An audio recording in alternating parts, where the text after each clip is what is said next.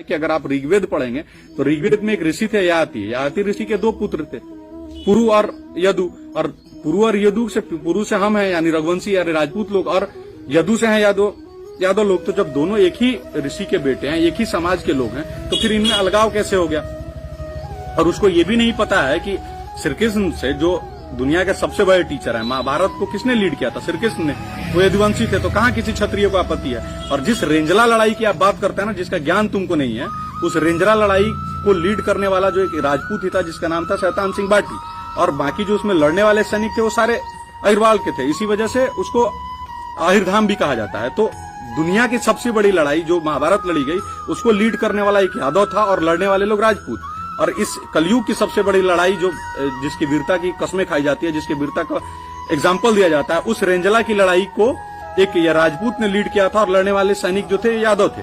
तो हम तो हमेशा से मिलकर लड़ने वाले लोग हैं और हमेशा से समाज को क्षति से बचाने वाले लोग रहे हैं, तभी तो हम दोनों क्षत्रियों की श्रेणी में आते हैं।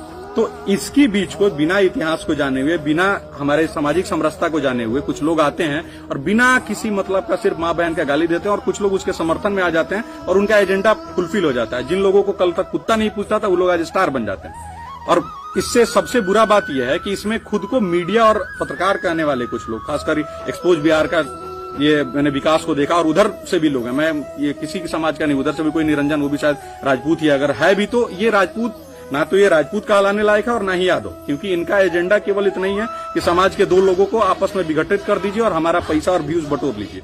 तो मैं तमाम लोगों से इस वीडियो के माध्यम से ये कहूंगा कि हमारा इतिहास एक है, हमारी सामाजिक समरसता एक है और हम सभी लोग एक हैं। तो इन चूतियों के चक्कर में आपसी लड़ाई से बचिए और कोशिश करिए कि इनका विरोध करिए, क्योंकि अगर इनको समर्थन करिएगा तो इस तरह के कुकुरमुर्ते और उगेंगे और समाज में आपसी जो है द्वेष बढ़ेगा और लड़ाई बढ़ता ही रहेगा।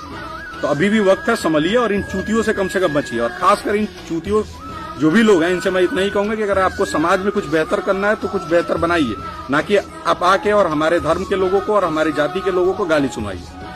बहुत बहुत धन्यवाद।